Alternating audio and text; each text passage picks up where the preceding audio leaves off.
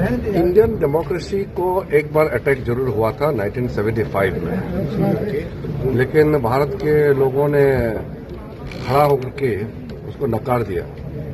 तो उसके बाद से कभी भी इंडियन पार्लियामेंट्री डेमोक्रेसी और संविधान को कोई अटैक नहीं कर सका।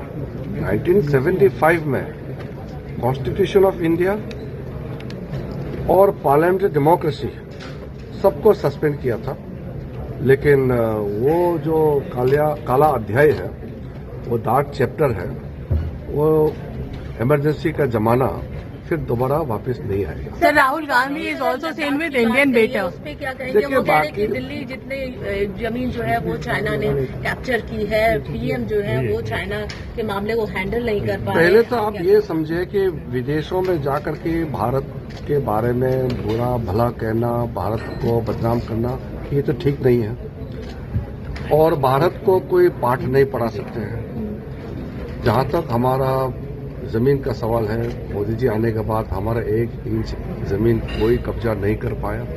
मैंने विपक्ष के नेताओं को कहा था पिछली बार सदन में कि समय है तो मेरा साथ चलिए।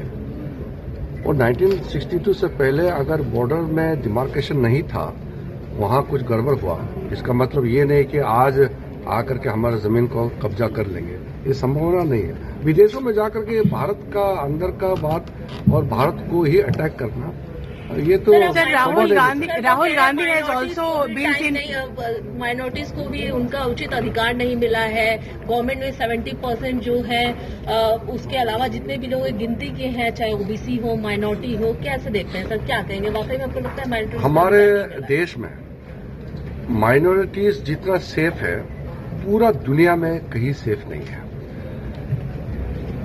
आपने देखा होगा हमारे जो पड़ोसी देशों में कुछ भी अगर गलत होते हैं वहां के माइनॉरिटीज के साथ, वो भारत ही आते हैं। क्यों?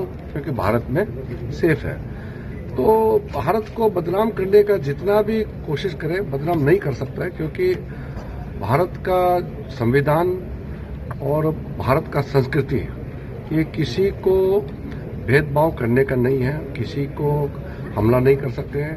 और जो भारत को बदनाम करना चाहते हैं बाहर में जाकर के विदेशों में और भारत विरोधी ताकतों के साथ मिलकर के भारत को नुकसान पहुंचाना चाहता है, वो कोशिश कर रहा है, लेकिन वो सफल नहीं हो सकता।